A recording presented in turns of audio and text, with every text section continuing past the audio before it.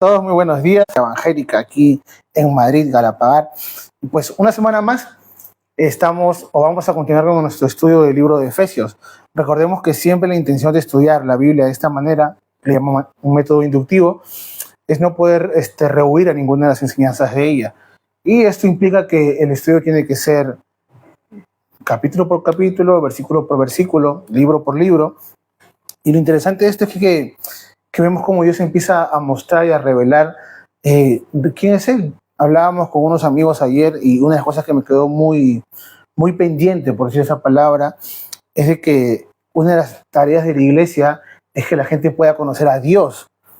Porque claro, la gente, todos tú le preguntas, es cierto, todos conocen a Dios y todos saben quién es Dios, pero la pregunta es, si tú no has ido a la Biblia, y la Biblia es de la religión que seas, excepto algunas otras, pero la mayoría de religiones más grandes y más antiguas, por decirlo así, su fundamento está en la Biblia. Entonces, si tú no vas a la Biblia, no vas a conocer de Dios. Sea que seas católico, sea que seas, no sé, testigo de Jehová, por decirlo así, o de la religión que quieras ser, si tú no vas a la Biblia, tú estás creyendo en lo que te dicen, mas no conoces a Dios. Entonces, la única forma de conocer a Dios es mediante la Escritura. No hay otra forma. Y este método nos permite a nosotros poder involucrarnos, poder conocer de Él, poder saber qué cosa quiere decirnos Él, estudiar la Biblia, poder escudriñar la palabra. Y a lo largo de estos años que venimos estudiando de esta manera, pues sí, hemos visto cómo Dios ha ido mostrando su amor, su misericordia, y creo que en toda la iglesia, pues, Dios empieza a afirmar los pasos y las raíces específicamente de cada creyente, que al último es lo importante, porque en el transcurso de tu vida vas a pasar por diferentes circunstancias y de repente vas a tomar decisiones equivocadas, acertadas, de viaje, lugares y en fin. Pero lo que no puede cambiar nunca en tu vida son tus cimientos, tus raíces, quién eres tú, tu identidad. Y eso es lo que hace estudiar la Biblia. Y ojo, no estoy hablando de escuchar lo que otros dicen, hablo de meterte a estudiar la Biblia. Si no lo has hecho todavía, te animo a que lo hagas.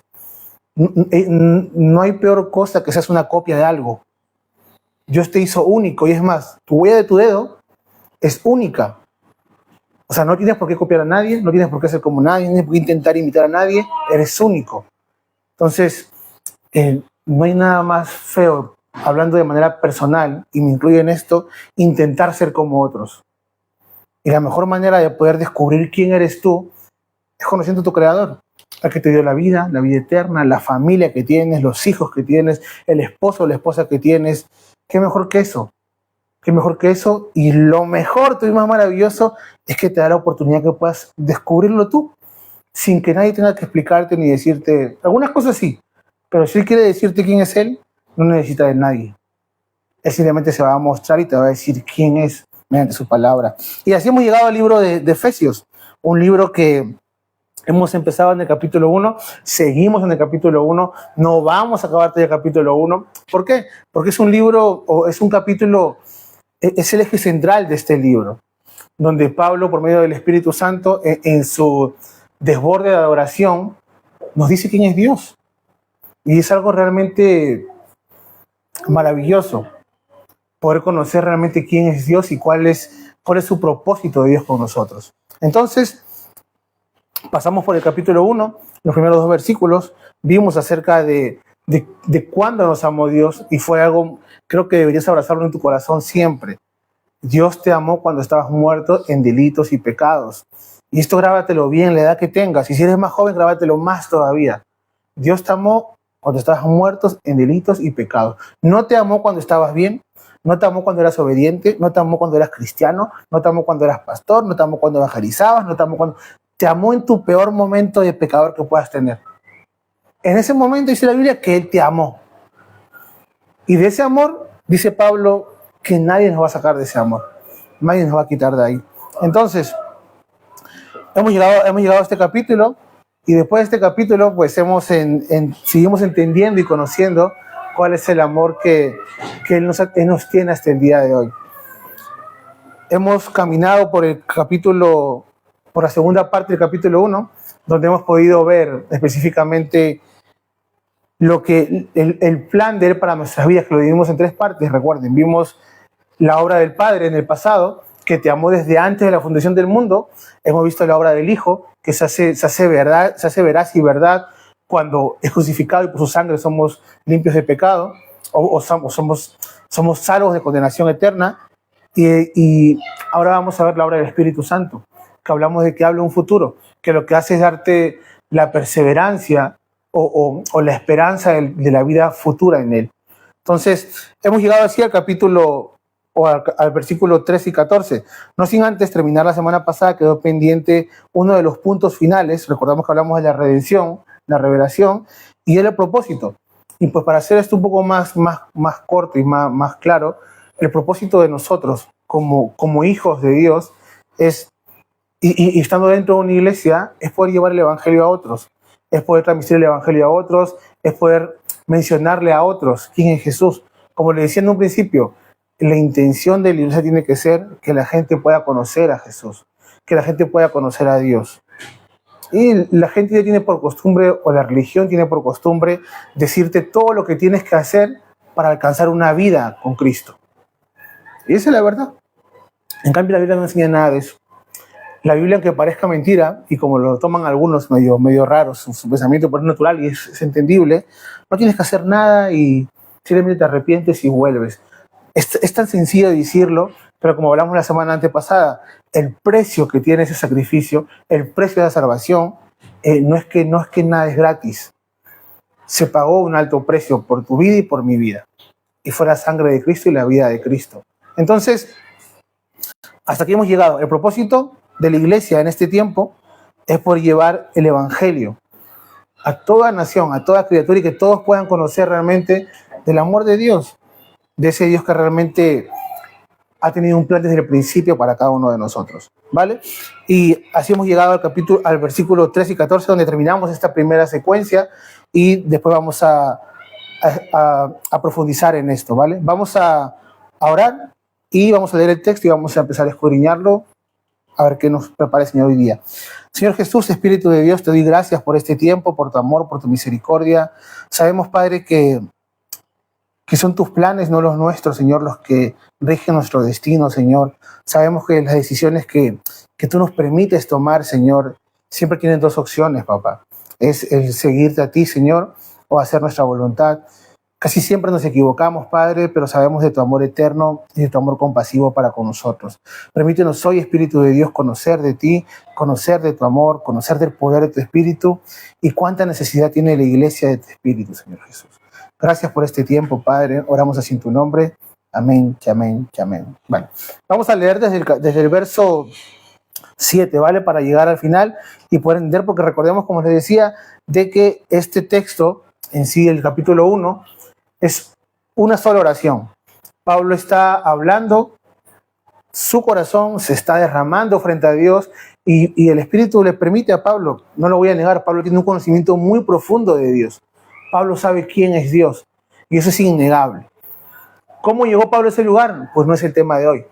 El tema de hoy es lo que Pablo revela mediante el Espíritu. Entonces dice el verso 7, en quien tenemos redención por su sangre, el perdón de pecados según las riquezas de su gracia, que hizo sobreabundar para con nosotros en toda sabiduría e inteligencia, dándonos a conocer el misterio de su voluntad según su beneplácito, el cual se había propuesto en sí mismo de reunir todas las cosas en Cristo, en la dispensación del cumplimiento de los tiempos, así las que están en los cielos como las que están en la tierra. En él asimismo tuvimos herencia, habiendo sido predestinados conforme al propósito del que hace todas las cosas según el designio de su voluntad. Y aquí empezamos nosotros. A fin de que seamos para su alabanza, para alabanza de su gloria, nosotros los que primeramente estábamos en Cristo. En él también nosotros, que incluye a nosotros los que somos gentiles o que no somos judíos, habiendo oído la palabra de verdad, el evangelio de vuestra salvación, y habiendo creído en él, fuiste sellados con el Espíritu Santo de la promesa, que es las arras de nuestra herencia hasta la redención de la posesión, no posición, de la posesión adquirida para alabanza de su gloria. ¿Qué nos quiere decir aquí? Pues hemos visto el Padre, que nos llamó desde antes de la fundación del mundo, hemos visto el sacrificio y el precio de la sangre de Cristo, pero ahora hay algo que es algo fundamental en la vida de todo creyente, y es tener al Espíritu Santo. La Biblia enseña que la única forma de que tú y yo seamos diferentes es por medio del Espíritu Santo. Y esto no implica que tú seas un hombre perfecto a partir de ahí. No implica que estás exento de errores. Ojo, no implica que estás exento de enfermedades. No implica que estás exento de pobreza. No implica que estás exento de una vida difícil y triste. O sea, no implica nada. Entendamos esto.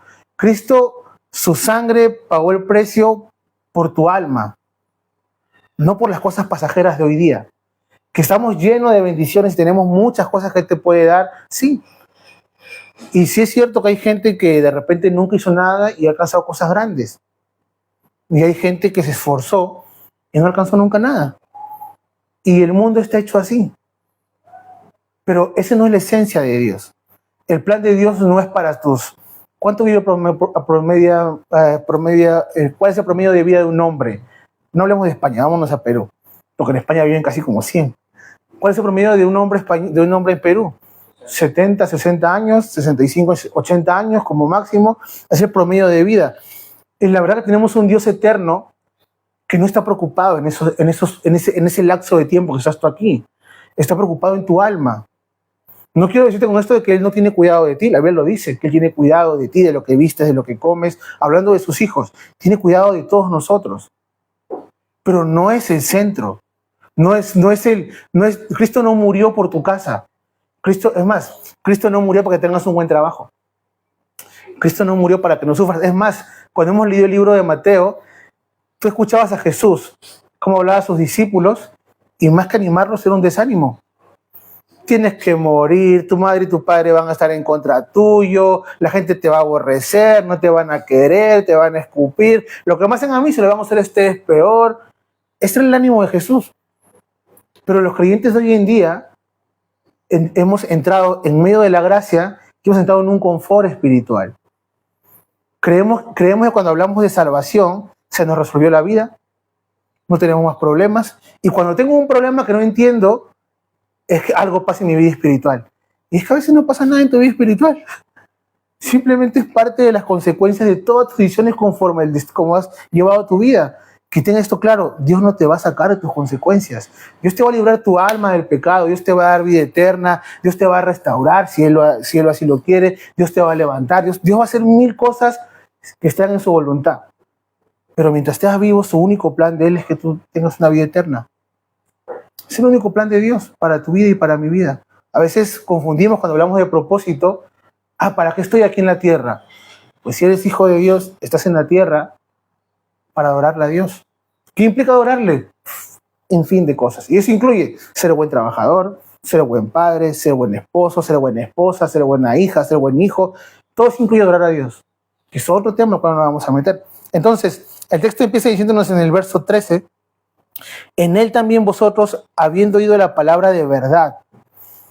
¿Qué cosa es la palabra de verdad? La palabra de verdad es la Biblia específicamente. Es la única palabra que te va a llevar a ti a la verdad. Si otra persona quiere sacarte fuera de la Biblia para revelarte una verdad, yo te digo de todo corazón porque he estado en ese pellejo y porque he estado ahí. Huye, corre, sal, vete de ahí, no te quedes con esa persona. El único lugar donde tú vas a encontrar la palabra verdadera es la Biblia. No hay otro lugar. Por más que te digan lo que te digan, por más que te muestren cosas que aparentemente parecen correctas, pero no lo son. No lo son para nada en absoluto. Déjame abrir esto. Hay un texto que nosotros usamos y es cierto, pero lo aplicamos mal. Y vamos a ir a Romanos 8, 9. Y es un texto muy común que todos lo hemos escuchado. Pero primero, perdón. Vamos a acabar de leer el 13, ¿vale? Para poder tenerlo en contexto. En Él también vosotros, habiendo oído la palabra de verdad, el evangelio de vuestra salvación, y habiendo creído en Él, fuisteis sellados con el Espíritu Santo de la promesa. Entonces, ¿cómo llega el Espíritu Santo a ti? ¿Cómo sé que tienes el Espíritu Santo? Y es muy sencillo. Porque oyeron la palabra de verdad. Y cuando nosotros queremos hablar a alguien de que conozca la palabra y que tenga fe, porque esa es la palabra, fe, pues usamos este texto, que es Romanos 8:9, que dice de la siguiente manera.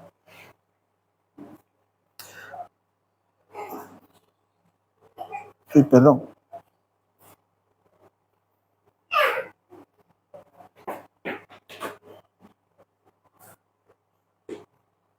Espérate, un momento, me he equivocado.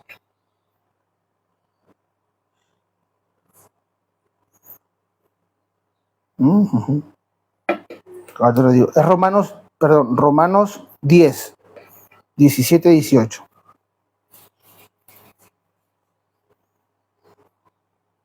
Dice así. Así que la fe, uy, se cerró. Así que la fe es por el oír, ojo esta parte, y el oír por la palabra de Dios. El texto no dice que la fe viene porque oigas la palabra. Eso no dice el texto. El texto dice la fe viene por el oír, hay una coma, y el oír. O sea, que tú entiendas la palabra de Dios, viene por la misma palabra. Entonces, esto es muy sencillo. La única forma que tú y yo entendamos lo que la Escritura quiere decir es por medio del Espíritu Santo. No es tu capacidad, no es cuántos años tengas de creyente, no es que mientras oigas como loco palabra, vas a tener una super fe. Eso no dice el texto. El texto dice que Él es quien te va a permitir realmente conocer la verdad. Ahora entiende, si te das cuenta, entiende por qué hay mucho creyente en iglesias de 2000 personas y solamente comprometidas 50 o 100. Ahora abres un poco más tu mente y empiezas a darte cuenta por qué. Porque claro, tenemos el mal pensamiento y la mala forma de leer las cosas, que pensamos de que el texto dice, el que oye la palabra tiene fe. Y el texto no dice eso. El texto está separando en dos partes muy claras. La fe, así que la fe es por el oír, un punto, una coma, y el oír es otro ámbito. El que tú puedas oír es por la palabra de Dios. La única forma que tú tengas fe y puedas realmente entender lo que el Espíritu quiere hacer es por medio del Espíritu. No por tus capacidades intelectuales, no porque tengas un título teológico, no porque hayas llevado a todos los cursos de la iglesia o porque hayas llevado todo lo que tú quieras estudiar. No funciona así. ¿Qué curso hizo Pedro? ¿Quién me puede decir qué curso hizo Pedro? Hablo de Pedro porque es el más común. Conocemos que era impulsivo, problemático, renegón, le cortó la oreja a alguien, dijo que no iba a negar a Jesús y negó a Jesús. ¿Qué curso llevó Pedro? Para ser quién es Pedro. Para entender, recordemos que Pedro tuvo momentos, por decir así la palabra, brillantes delante de Cristo. Cuando Cristo le preguntó, ¿quién dicen que soy? ¿Qué dijo Pedro? Tú eres el Cristo. ¿Y qué le dijo Jesús a Pedro? Eso no te reveló ni carne ni sangre, sino mi Padre. En ese momento, ¿qué curso hizo Pedro? Hoy en día, hablando de esta actualidad, de estos últimos años, hay un énfasis por el conocimiento, hay un énfasis por querer entender y aprender, y eso lo dice en la Biblia, pues el hombre va a ir creciendo de esa manera. Es parte de la evolución de nosotros, no de la evolución de los monos, no, del desarrollo propio del ser humano, de llegar a la tecnología, a la modernidad. Eso es parte de esto. Pero ¿qué pasa cuando ya pasas de este punto, de tener esto, de entenderlo por fe, a querer descubrirlo y entenderlo tú mismo? Ahora, hay otra cara de la moneda, y es la cara de que como todo es por fe, pues yo no tengo que analizar nada, y ya hablo con base porque estaba en ese punto. Todo es fe, así que no hay nada que analizar. Y como es verdad que todo lo que sea fe no entra en tu cabeza, que es cuadriculada, porque eso escapa en su entendimiento, pues aceptas todo. Pero hay una gran verdad que la Biblia nos enseña a nosotros, y es que tu fe va a crecer según el entendimiento de tu palabra. Si no hay entendimiento de tu palabra, no vas a poder, no vas a entenderlo. Por más que hagas lo que hagas, por más que busques lo que busques, por más que digas lo que digas. Otro punto de esto que es muy necesario el Espíritu Santo para poder tener fe y empezar a crecer, y está en Juan 3:5, cuando habla de un hombre específicamente y se llama Nicodemo. Antes de entrar al texto, pues parafraseo un poco. Nicodemo nos revela en la Biblia quién es, y la historia también nos cuenta quién era Nicodemo. Hay mucho más información de Nicodemo fuera de la Biblia, porque era un personaje realmente conocido en el ámbito de los fariseos en Israel. Pero este hombre era un hombre muy influyente, un hombre que tenía una capacidad de poder llevar gente y mover masas a favor o en contra de los gobernadores. Y lo vamos a ver cuando se encuentran con Pablo y los discípulos están a punto de ser apedrados y él interviene. Pero antes de ese momento, cuando Cristo aparece en la escena, él tiene un encuentro con Jesús. Y es curioso porque él va de noche, dice la Biblia. Y hay muchas interpretaciones, podrá decir que tuvo miedo, que no quería, y en fin. Pero la cuestión es que tuvo un encuentro con Jesús. Mucha de la historia judía cristiana habla de que este hombre se convirtió en un discípulo de Jesús. Y además hay evidencias y cartas que no están dentro de la Escritura, pero es parte de la historia. Y si se convirtió el Señor, bien, gracias a Dios y gloria a Dios por eso. Pero este es Nicodemo. Dice en Juan 3:5 que Cristo le habla acerca de la importancia del nuevo nacimiento. Y en Juan 3:5 dice de la siguiente manera, hablando de este hombre que, ojo, tenía palabra, conocía de Dios, por decir así, enseñaba de Dios, era encargado de que se cumplan las leyes y poder regir, que el pueblo las cumpla de manera correcta y enseñar a otros. Y se acercan de Jesús y empiezan a tener una conversación con Jesús.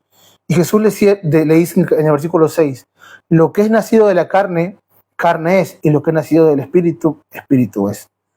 Después en el verso 10 le dice Jesús de nuevo, y él le dijo, ¿eres tú maestro de Israel y no sabes esto? Dice el 11, de cierto te digo que lo que sabemos hablamos y lo que hemos visto testificamos y no recibís nuestro testimonio. ¿Dónde está? No, me he pasado, perdón.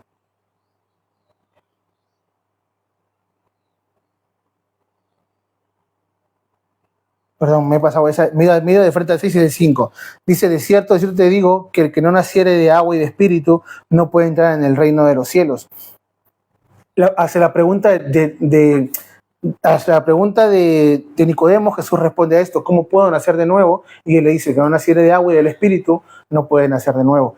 Esta palabra agua, en este sentido de la escritura, en el original, está hablando específicamente de la palabra. Cuando te hablan a ti en la Biblia de agua para beber o algo que te vas a ingerir, está hablando del Espíritu Santo.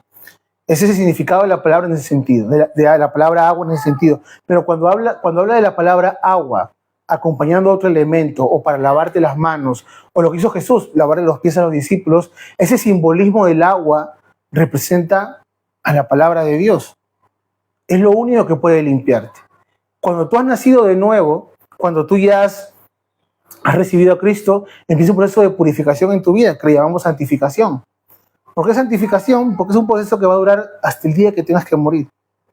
Recuerda esto, Cristo te ha hecho libre de la condena eterna por medio de su sangre. En el proceso de santificación, pues tú empiezas a ser limpiado del pecado, pero el pecado sigue en ti, todavía hay presencia de pecado en ti. Y es con lo que luchas, es con lo que hace que sea tan incongruente querer hacer lo bueno y no poder hacerlo. Ese es tu carne, es tu deseo, tu pecado. Pero hay otra parte que es en el futuro, que es cuando Dios nos quite o nos libre de la presencia del pecado de nosotros, que es lo que conocemos, cuando se habla teológicamente, de los cuerpos glorificados, que nuestros cuerpos van a ser glorificados, que es un tema aparte. Pero entiende esto porque es necesario que tú como creyente entiendas por qué tus luchas, qué causas en ti es esta presencia del pecado.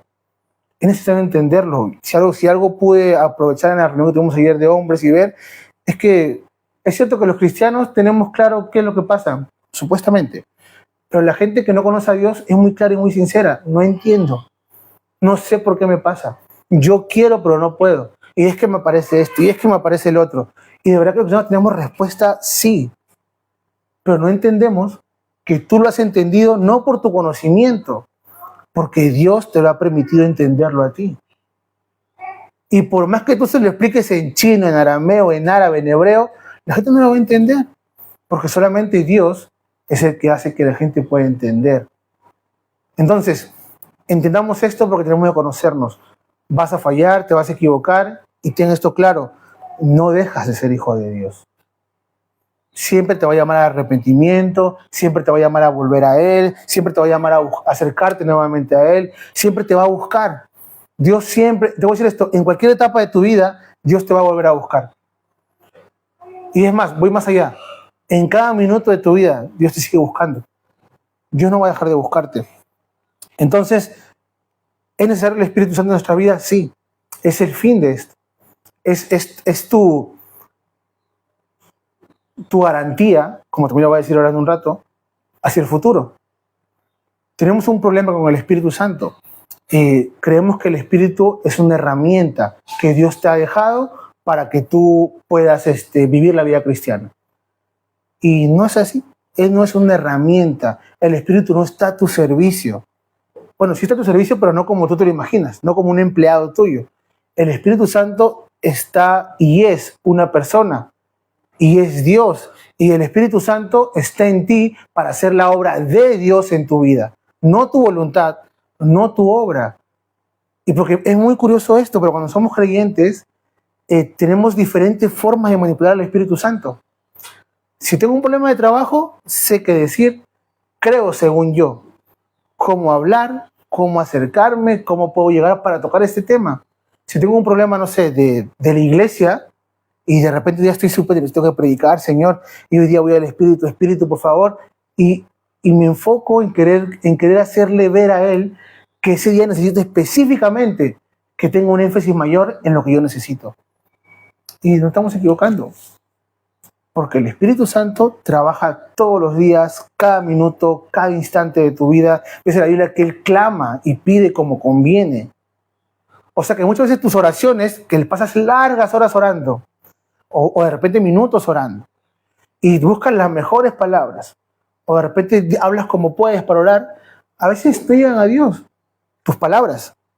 Llega a Dios el clamor del Espíritu, porque Él pide como conviene, dice la Escritura.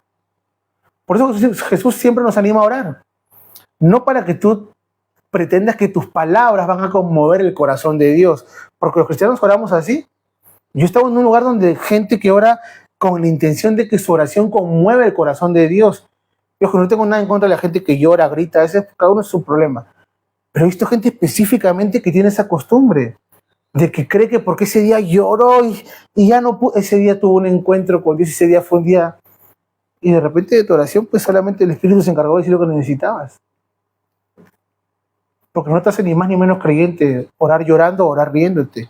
No te hace tampoco más espiritual. Lo que te hace espiritual es entender cómo vas a recibir el mensaje. Porque de verdad hay que tener mucha fe para entender que tú vas a coger una porción de la Biblia sin tener ningún tipo de conocimiento y va a ser Dios quien te la va a revelar. De verdad, a mí me enseñaron esto y se lo digo para cualquiera que quiera estudiarlo. No busques ninguna información. No vayas a temas extras, no veas videos, no veas absolutamente nada. Tengo una oración normal con Dios como un día normal y ese día introdúcete en la Escritura. Y que Dios te muestre lo que tengas que poner en tu corazón. Que diga lo que tenga que decirte ese día en tu corazón. Y después de ese momento, después que ya tienes algo claro y ya crees tú que has entendido algo de lo que ha dicho el Señor, recién ahí ve a buscar información. Recién ahí ve y compara lo que tú has entendido con lo que dicen, no cualquiera, gente que también escudriña la palabra. Porque es la única manera que tú puedas crecer en tu relación con Dios, que tú realmente puedas conocer a Dios. No hay otra forma. No. Sí. En mi caso, podría decirte 1000 cosas. Vengo de lugares donde tiene mucho que ver lo que tú haces con relación a las respuestas de Dios.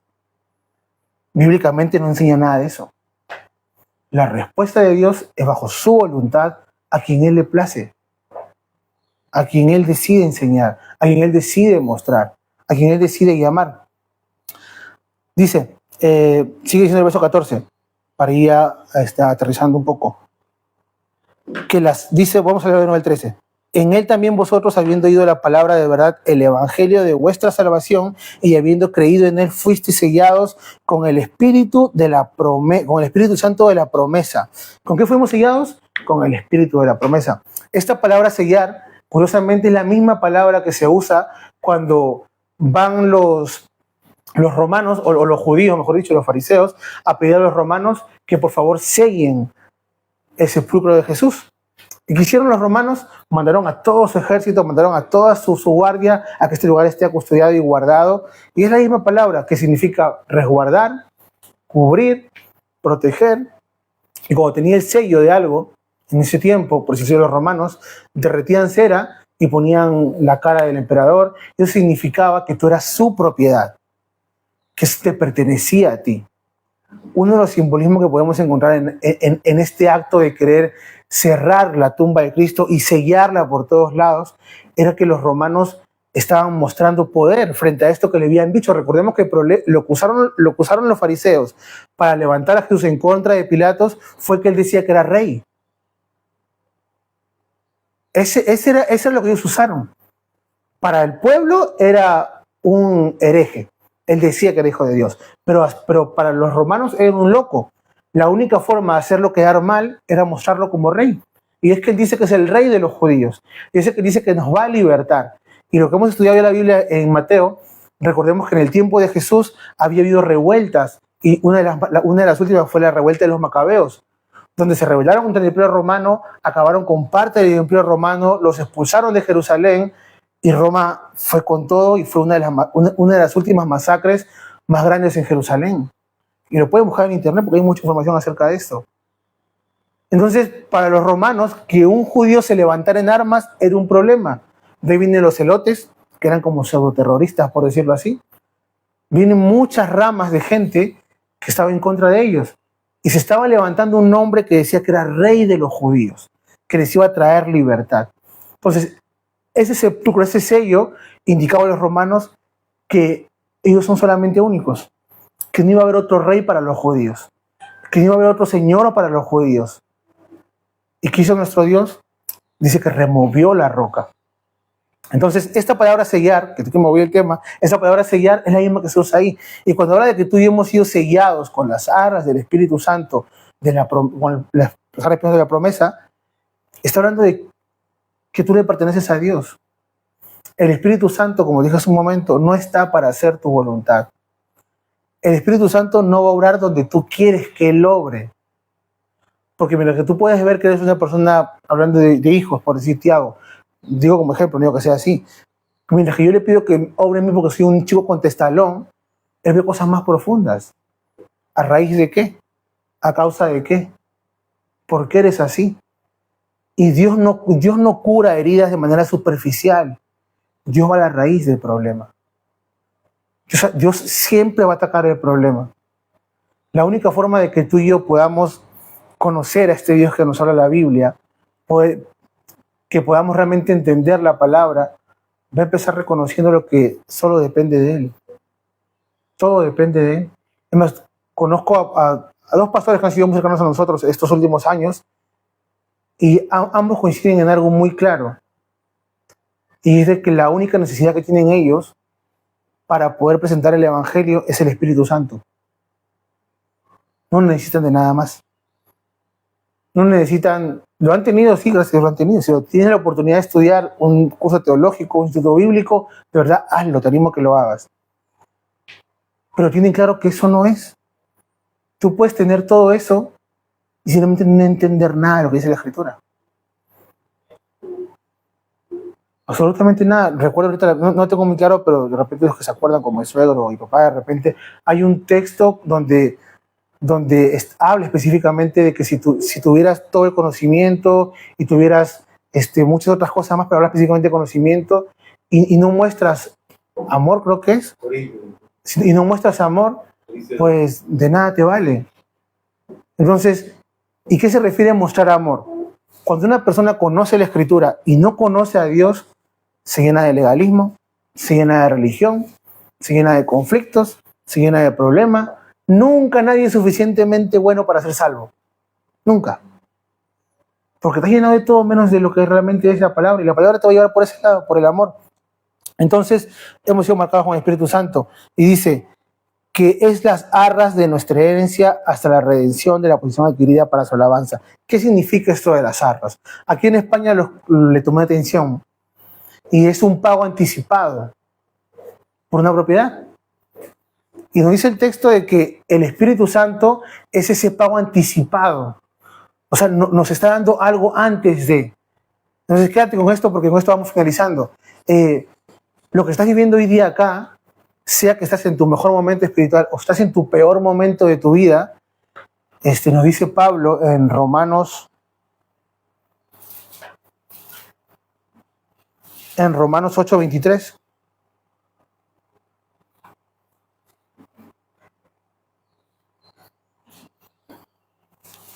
Y no solo de allí, sino que también nosotros mismos, que tenemos las primicias del Espíritu Santo. Nosotros también gemimos dentro de nosotros mismos, esperando la adopción, la redención de nuestro cuerpo. Ese texto es un texto muy complejo, pero vamos a abarcar la primera parte. Pablo habla que tenemos las primicias del Espíritu Santo. O sea, tienes lo primero del Espíritu Santo, pero hay más del Espíritu Santo, que va a ser visible cuando seamos nosotros libres de la presencia del pecado de nosotros. Entonces, el que tú tengas el Espíritu en tu vida te da la capacidad y la posibilidad de poder entender lo que el Señor quiere decirte. Pero hay muchos creyentes que de repente yo vi que se convirtieron, fueron a la iglesia, estuvieron 3, 4 meses bien, un año bien, y de pronto pues se desinflaron y ya, pues, por así ya no siguieron ahí. Y ellos entonces nunca se convirtieron, nunca tuvieron al Espíritu Santo. Es que sí tuvieron al Espíritu, sí tienen al Espíritu Santo, sí se han convertido a Cristo. ¿Cuál es el problema? Que hemos abandonado el desarrollo y el proceso de crecimiento de un creyente. Y quieren tener esto bien claro. Dios, y me viene hacia la mente ahorita esto para acotarlo ahí, porque encaja lo que voy a decir. Dios dice en la Biblia que ha venido por aquellos que están enfermos, para parafrasearlo así, no por los que no tienen necesidad. Y se refiere no a una enfermedad física, sino a una enfermedad espiritual. Cuando Dios te llama, Dios llama a culpables. Dios nunca llamó a víctimas. Porque cuando a cada persona que se le acercó, por más que de repente fueran víctimas de su niñez, de sus cosas de joven, de inclusive abusos de la sociedad, de lo que quiera, Dios en ninguna parte le dijo que porque eran pobrecitos iban a entrar al reino de los cielos. Jesús les habló del arrepentimiento. Entonces Jesús nunca llamó a víctimas al arrepentimiento, llamó a culpables. Y en Romanos profundizamos más. En Romanos dice claramente que todos somos culpables. Todos, sin medida de pecado. Todos somos culpables delante de Dios. Entonces, cuando entiendes eso de ahí, tienes que tener esto bien claro. Recibiste a Cristo, lo primero que tienes que dejar es la justificación. El por qué soy así, el por qué tengo esto, el por qué tengo el otro. Dios te perdonó. Y te digo esto, es tan difícil entender de que Dios te perdonó, porque es fácil aceptar, soy salvo, es fácil decir sí, tengo la gracia del Señor, pero cuando cometes un mínimo error, te cuesta tanto levantarte, nos cuesta tanto levantarnos, y es que realmente no estás creyendo en Él. No conoces el Espíritu Santo, no conoces a Dios. Y ahora, hablamos en sentido de una fe madura, ¿vale? No llevemos esto a libertinaje, no llevemos a que yo hago lo que quiera y me arrepiento y ya está. No llevemos a ese lado. El que conoce a Dios tiene ese mensaje claro. Por ninguna parte de su mente va a pasar el libertinaje y el arrepentimiento como algo constante y cotidiano. No va a pasar.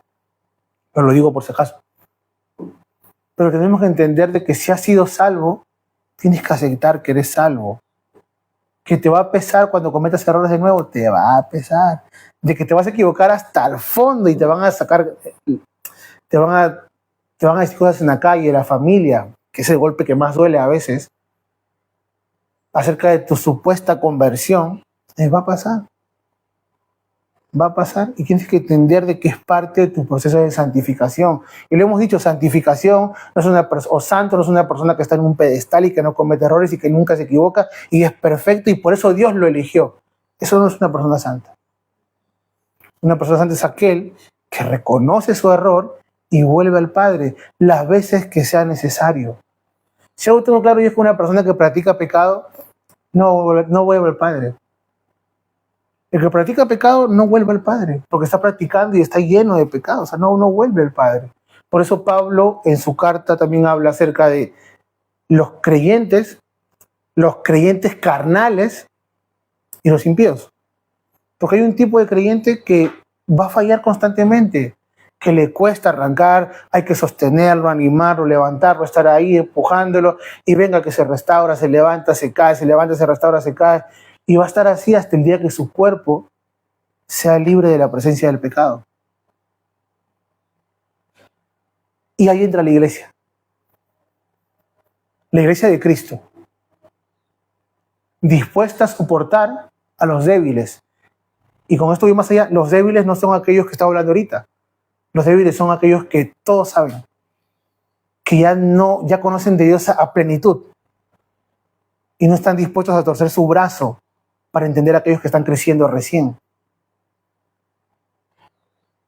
La gracia tiene que sostenerlos, porque la ley está por encima. La gracia está por encima de la ley. Y toca sostenerlos. Es por eso la necesidad de estudiar la Biblia, de conocer a Jesús, te voy a decir esto, es muy sencillo que una persona cruce el punto de la legalidad en puntos que son ellos moralmente buenos.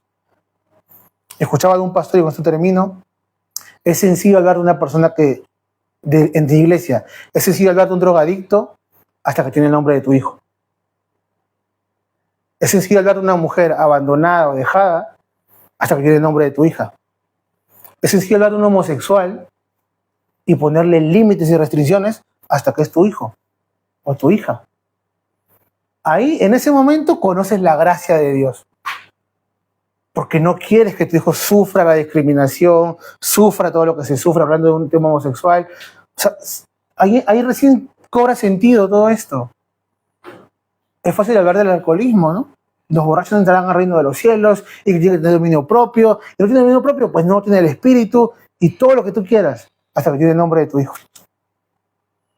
Ese día se acabó todo tu legalismo. Porque te quedan dos cosas.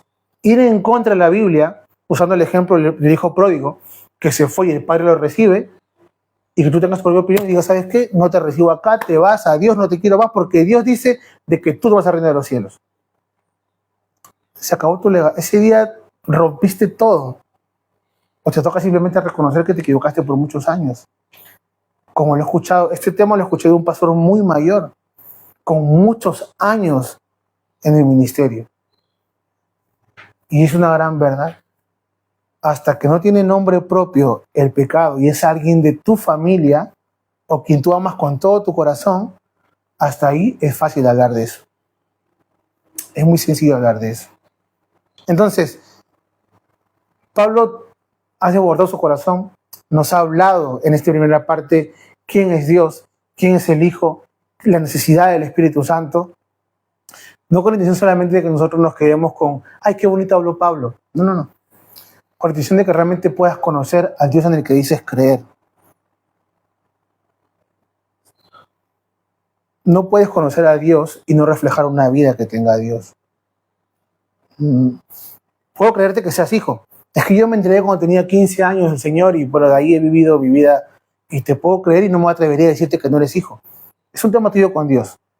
Pero que tú digas, yo conozco a Dios y hables con certeza de conocimiento de Dios y tu vida no refleja a Dios, tú te estás creyendo que tú conoces a Dios. Eso te lo estás creyendo tú. Porque el primer rasgo, y no hablo de frutos del Espíritu, el primer rasgo de un hijo de Dios es el amor. Pese a que sea en un momento bueno de su vida, o pese a que esté en un momento trágico de su vida. Y gracias a Dios nos ha permitido ver ejemplos muy claros. Un punto que siempre Dios me permite ver es gente que es dadivosa, teniendo mucho o teniendo poco. No solamente con cualquier persona, creyente, no creyente, bueno, malo, bonito, negro, blanco, como quieras llamarle, he visto gente realmente, a mí me cuesta entender. Me cuesta entender porque tengo parámetros y sigue tratando a Dios conmigo, pero he visto gente muy dadivosa. No quiero decir que sea el único rasgo, hay muchos rasgos, pero todo parte desde el amor. Un hijo de Dios que no muestra rasgos de amor frente a una persona, y no hablo solamente en necesidad, aun cuando la veas aún bien y entiendas que esa persona necesita de Dios, pues yo te animaría a que analices tu vida. No si eres hijo, no. ¿En qué parte te has quedado en el proceso? ¿En qué parte? Cuando llevamos el curso de central en el Evangelio, empezó con un esquema muy claro. La cruz de Cristo y una especie de triángulo de costado, y la mayoría de gente, de creyentes, estaba al inicio de la cruz. O como lo vimos en el tabernáculo en Éxodo, recuerdan ese lugar santo, el lugar santísimo, el lugar santo y el atrio. Y ese es el lugar de gracia en general, completo. Pero la mayoría de creyentes estamos en el atrio.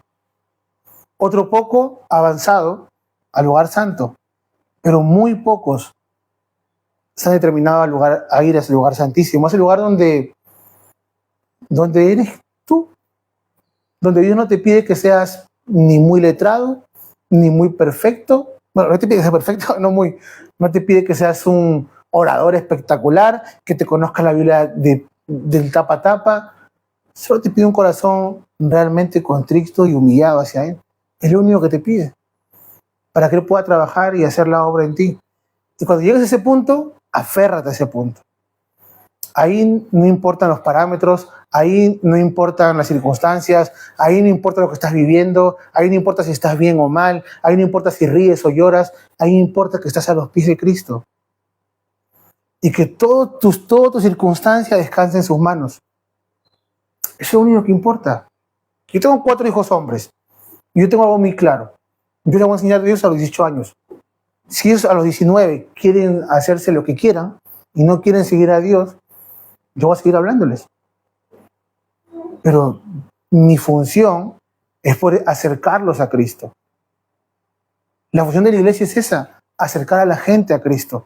No que tú los conviertas. No que tú los convenzas de que están mal y necesitan ahora de Dios. Porque mañana los atropella un carro y se van al infierno. Así predicaba antes. No, los chicos ya están de verdad. Hay mucha información como para venir con esas cosas. La gente hoy día conoce mucho del supuesto amor de Jesús. ¿Por qué digo supuesto? Porque no es el verdadero amor de Jesús. Es que como Jesús es amor, pues me va a perdonar todo lo que yo haga y si me arrepiento o no me arrepiento, Él dice que es amor. No. Jesús es amor y murió por todos. Pero sus hijos son sellados con el Espíritu Santo de la promesa. ¿Qué dijo Jesús? Que les conviene que yo me vaya para que Él venga. Si aún no tienes el Espíritu Santo, no estás seguro del Espíritu en tu vida, vuélvete a Dios. De todo corazón te lo digo. Es lo mejor que puedes hacer. No te hablo de que tengas que, de una lista o reglas que tienes que decir, no, esto no. Olvídate. Vas a seguir, es más, te vas a equivocar más porque vas a ser consciente de tus errores. Algunos se escuchan cuando se convierten y dicen, es que ahora todo me va peor. No es que no te va peor. Ahora se han abierto tus ojos y eres consciente de tus errores. Y claro, ya te pesan, pues. Si antes te daba igual, no sé, gastarte cualquier cosa que tengas en algo que no debías gastarlo, ahora cuando lo gastas dices, Señor, ¿por qué lo hice? No me di cuenta. Si hubiera esperado, si hubiera hecho esto. O de repente respondes mal a una persona y se genera un conflicto enorme. Y esa persona, y tú dices después, ¿pero por qué le respondí así? Y es que no es que te da peor. Es que simplemente has empezado a abrir tus ojos. Y cada vez que te encuentres con la realidad, va a ser dura. Va a ser difícil. Por eso nunca te voy a decir que Cristo va a cambiar tu vida y la va a hacer color de rosa para ti. Jamás. Estaríamos engañándote. Y te digo esto y me arrepiento de esto. Antes se lo decía a la gente. Matrimonios separados, arrepiéntete que Dios va a restaurar tu matrimonio. Y lo afirmaba de verdad. ¿Estás enfermo? ¡Ay, Dios te va a sanar! Y me acuerdo que le decía todavía a mi suegro, porque Él murió por nuestras enfermedades. Y tú pasas por encima de la voluntad, con palabras que suenan bonitas. Suena bien, pero no es el fin de Cristo. Su sangre fue derramada por tu vida eterna, por la vida eterna de lo que tú más amas, de tus hijos, tu familia, tu esposo, tu esposa. Por eso derramó su sangre, por la salvación de ellos, para que no haya una condenación eterna para ellos. El resto de tu vida, si eres joven y quieres una buena vida, estudia, prepárate, da lo mejor de ti, aprovecha cada oportunidad que te den tus padres. Si te salteaste las oportunidades y ya estás en el trabajo familiar, da lo mejor en el trabajo. Ten proyectos, aférrate a tu esposa, no en el sentido de adorarla, o sea, que sean uno, los dos, que se complementen. Generen proyectos, prepárense, aviéntense, no tengan miedo, que ya hizo todo Dios. Eso es la vida en Cristo. No es nada más que eso. No es todo lo que nos inventamos nosotros en nuestra mente para querer hablar de Él. ¿Vale? Vamos a orar y darle gracias a Dios por este tiempo. Y así hemos acabado la primera parte del capítulo 1. Bueno, la segunda, porque ya hicimos la pasada la primera. La segunda parte y nos queda todavía el 15 hasta el 23. Señor Jesús, Espíritu de Dios, gracias. Porque sabemos, Padre, que eres bueno, que tu amor y tu misericordia y tu gracia, Padre, nos han alcanzado cada momento, cada instante. Que no hemos sido nosotros, que nuestras imperfecciones son tantas, nuestro pecado, Señor, nuestra realidad de pecado, quienes somos, nos hace nos pone tan lejos de ti, Señor. Pero gracias a Cristo, a su sangre preciosa. Hoy nos acercamos con toda libertad, Señor, a adorarte, a rendirnos a ti, a exaltarte, Señor. Padre, gracias por este tiempo, gracias por tu amor, gracias por tu misericordia. Bendice a tu iglesia, Señor, bendice a todos los que estamos aquí, a los que no han podido venir, Señor, a los que nos ven por redes. Padre, si alguien no te conoce, si duda, Señor, de su salvación, si duda del Espíritu que has puesto en él, Padre, sé tú, Señor, hablando a su vida, sé tú mostrando, Señor, el camino al arrepentimiento, a la aceptación a ti, Señor Jesús. Que puedan confesar que tú eres su Señor y su Salvador. Ahí en sus corazones, Padre, sin que nadie los manipule, sin que nadie los quiera convertir, sino solamente tú y tu Espíritu, Padre. Gracias por este tiempo. Oramos en tu nombre, Señor Jesús. Amén, amén, amén. Estamos despedidos.